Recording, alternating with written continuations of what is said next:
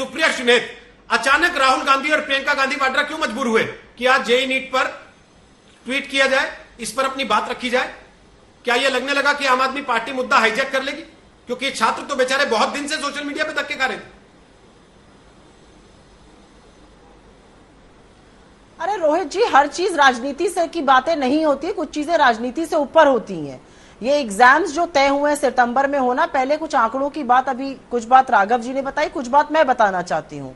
5 ऐसी स्टेट्स हैं इंडिया में जहां से 60% कोविड के मामले आ रहे हैं, और 1 लाख पे हमने देश को बंद नहीं किया था, हमने 525 केसेस में लॉकडाउन लगाया था। 5 स्टेट से 60% कोविड के मामले आते हैं, और वहीं से ज्यादातर लोग, बच्चे जो हैं वो नीट और जेई का एग्जाम देंगे।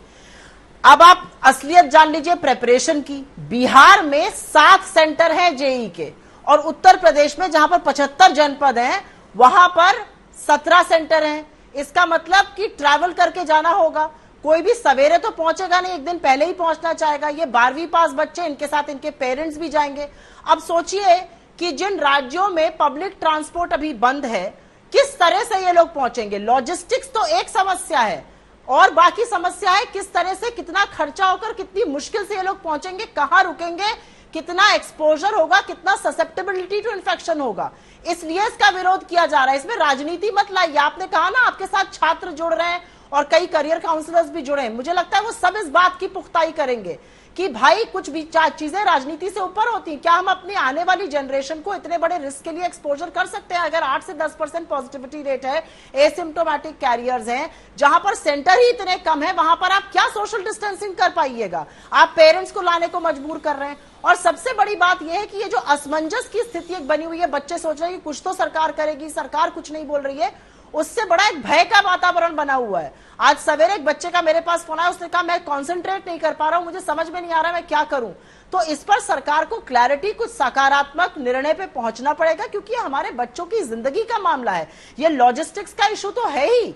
आप कैसे, किस तरह से एक्सपोजर करिएगा, आप कहां पे सोशल डिस्टेंसिंग करिएगा, आप कैसे इंटरसिटी इंटरस्टेट। आपने जो बात कही कि बिना राजनीति के आप इस विषय को उठा रहे हैं, तो मैं उसके लिए बधाई देता हूं, आपको तारीफ करता हूं इस चीज की कि कम से कम कोई ऐसा विषय जिस पर राजनीतिक पार्टियां बिना राजनीतिक नफा नुकसान देखे मैदान में उतर रही हैं।